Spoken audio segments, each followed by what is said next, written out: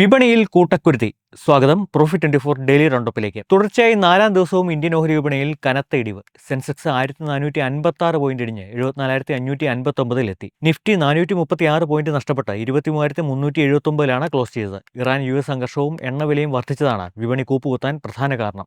വിദേശ നിക്ഷേപകരുടെ പിന്മാറ്റവും പ്രധാനമന്ത്രി നരേന്ദ്രമോദിയുടെ മുന്നറിയിപ്പും വിപണിയുടെ വികാരത്തെ സ്വാധീനിച്ചിട്ടുണ്ട്. മെറ്റൽ ഓഹരികളും ഓയിൽ ആൻഡ് ഗ്യാസ് ഓഹരികളും മാത്രമാണ് ഇന്ന് പിടിച്ചുനിന്നത്. 4 ദിവസത്തിനിടെ നിക്ഷേപക മൂലധനത്തിൽ 11 ലക്ഷം കോടി രൂപയുടെ ഇടിയുണ്ടായി. ക്രൂഡ് ഓയിൽ വില $107 കടന്നാണ് വിപണിയെ പിടിച്ചുലച്ചത്. ബ്രന്റ് ക്രൂഡ് വില ബാരലിന് 3.3% ഉയർന്ന് $107.6 ട്രേഡ് ചെയ്യുന്നത്. ഡോളറിനെതിരെ രൂപയുടെ മൂല്യം ചരിത്രത്തിലെ ഏറ്റവും താഴ്ന്ന നിലയായ 95.74 വ്യാപാരം അവസാനിക്കുമ്പോൾ 95.63 എന്ന നിലയിലാണ് മൂല്യം. രൂപയുടെ ഇടിയുന്ന മൂല്യം പിടിച്ചു നിർത്തുകയെന്നതാവും ഈ സാമ്പത്തിക വർഷത്തിൽ ഇന്ത്യയുടെ ഉയർന്ന പരിഗണനാ വിഷയമെന്ന് മുഖ്യ സാമ്പത്തിക ഉപദേഷ്ടാവ് വി അനന്തനാഗേശ്വരൻ പറഞ്ഞു. സ്വർണം വാങ്ങൽ ഒഴിവാക്കണമെന്ന പ്രധാനമന്ത്രി നരേന്ദ്രമോദിയുടെ ആഹ്വാനത്തെ തുടർന്ന് സ്വർണ്ണ വിപണിയിലും അനിശ്ചിതാവസ്ഥ ശക്തമാണ്. കേരളത്തിൽ 22 ക്യാരറ്റ് സ്വർണം ഗ്രാമിന് 50 രൂപ വർദ്ധിച്ച് 14,115 രൂപയായി. പവന് 400 രൂപ വർദ്ധിച്ച് 1,12,920 രൂപയാണ് ഇന്നത്തെ വില.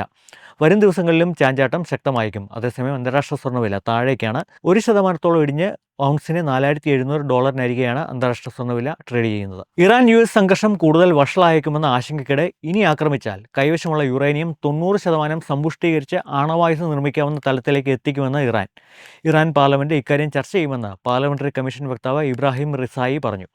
27,000 പൗണ്ട് സമ്പുഷ്ടീകരിച്ച യുറേനിയം ഇറാന്റെ പക്കലുണ്ടെന്നാണ് കണക്കാക്കുന്നത്. ഇതിൽ ഒരു ഭാഗം 60% വരെ സമ്പുഷ്ടീകരിച്ചിട്ടുണ്ടെന്ന് അന്താരാഷ്ട്ര ആണവോർജ്ജ ഏജൻസി പറയുന്നു. വെപ്പൺ ഗ്രേഡിലേക്ക് ഇതിനെ സമ്പുഷ്ടീകരിക്കാൻ ഇനി വളരെ എളുപ്പം സാധിക്കും. രാജ്യത്തെ പണപ്പെരുപ്പം ഉയരുന്നു. റീറ്റെയിൽ ഇൻഫ്ലേഷൻ 4 മാസത്തെ ഉയർന്ന നിലയായ 3.48%. ഭക്ഷ്യവസ്തുക്കളുടെ വിലക്കയറ്റമാണ് പണപ്പെരുപ്പം വർദ്ധിക്കാൻ കാരണം. മാർച്ചിലെ 3.87% നിന്ന് 4.2%ലേക്കാണ് ഫുഡ് ഇൻഫ്ലേഷൻ ഉയർന്നിരിക്കുന്നത്. ഉൽപ്പന്നങ്ങൾ നോക്കിയാൽ വെള്ളി ആഭരണങ്ങൾക്കാണ് കഴിഞ്ഞ ഒരു വർഷത്തിനിടെ ഏറ്റവും വില കൂടിയത്. 144.3% വില വർധനയാണ് വെള്ളി ആഭരണങ്ങൾക്ക് ഉണ്ടായത്. സ്വർണം, വജ്രം, പ്ലാറ്റിനം ആഭരണങ്ങളുടെ വില 40.7% ഉയർന്നു. തക്കാളി വില 35.3%, തേങ്ങയുടെ വില 44.6% ഒരു വർഷത്തിനിടെ വർദ്ധിച്ചു.